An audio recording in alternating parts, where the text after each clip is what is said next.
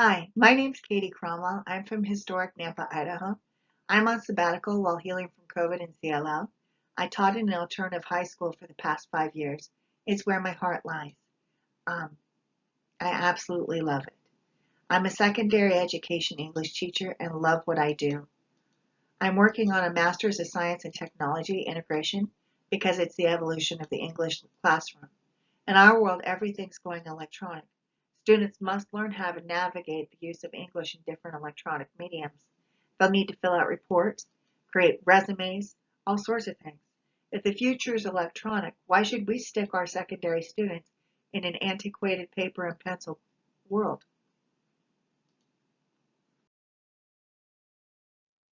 Differentiation involves knowing your students and how they learn best. Each student's brain is wildly different from the next. It's imperative that we consider how they identify, process, and assign emotional value to information. Once we understand how they learn, we can adjust lessons and units to meet the specific needs of every student.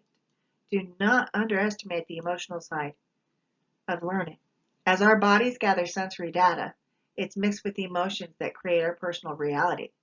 The system that processes emotions connects the limbic system to the prefrontal cortex and the areas of the brain that map and integrate signals from the body. It is exceedingly important as it is what decides whether a student's brain will move a memory from short-term into long-term memory storage. Ignore the emotional state of the learner, and you're faced with a student that doesn't sufficiently learn or engage.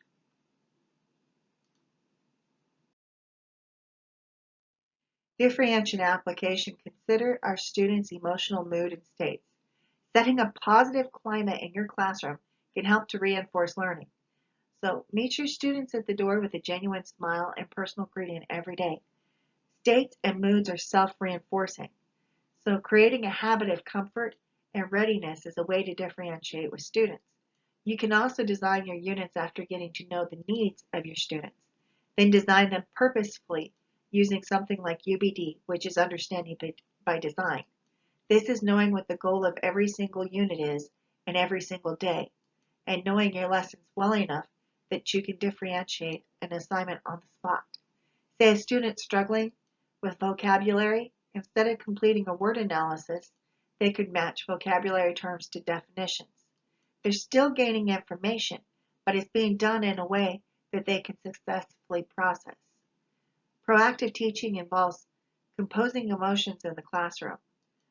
The 4 best ways to do so are as a role model, celebrating successes, debate, healthy debate, and making personal connections positive.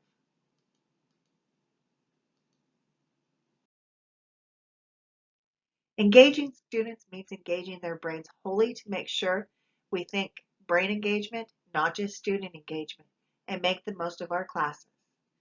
Engagement happens in classes that are active, positive, and focused on student success.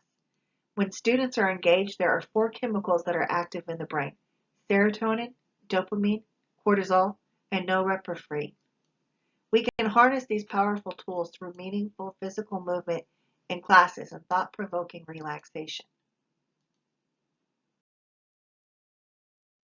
Engagement activities need to be engaging.